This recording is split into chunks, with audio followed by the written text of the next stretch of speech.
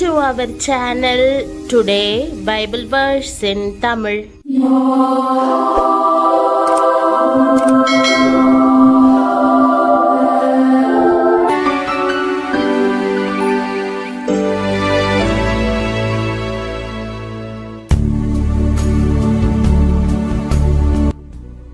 இன்றைய வசனம் ரோமர் 12ஆம் அதிகாரம் 12ஆம் வசனம்.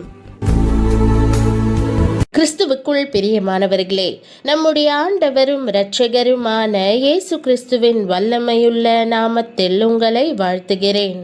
நம் நன்மைக்காக எல்லாவற்றையும் செய்து முடிக்க தேவன் பின்னணியில் கிரியை செய்து கொண்டிருக்கிறார். பிரியமானவர்களே, இன்றைக்கும் தேவன் உங்களுக்கென்று ஒரு வார்த்தையை வைத்திருக்கிறார்.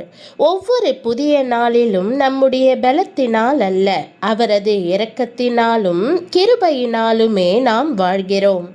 வேதம் நம்பிக்கையிலே சந்தோஷமாயிருங்கள், உபத்திரவத்திலே பொறுமையாயிருங்கள், ஜெபத்திலே உறுதியாய் தரித்திருங்கள் என்று கூறுகிறது.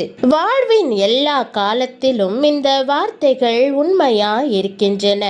யூதர்களின் புனித புத்தகத்தில், மானிடனே, எந்த துயரமான சூழ்நிலையிலும் நீ உன் நம்பிக்கையை இழக்காதே.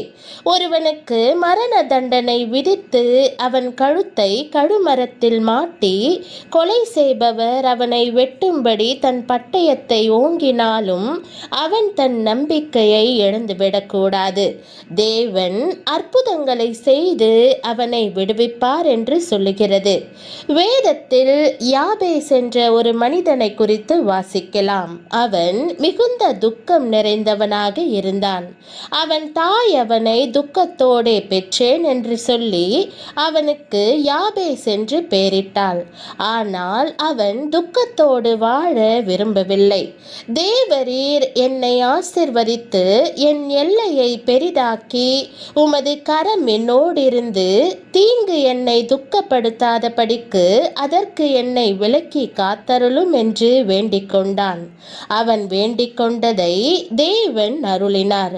அது முதல் அவனுடைய துக்கம் மாறினது, ஆசீர்வாதங்களும் அவனுக்கு பெருக துவங்கியது. இன்றைக்கு ஜனங்கள் பல காரியங்களுக்காக துயரப்பட்டாலும் கூட அவர்களின்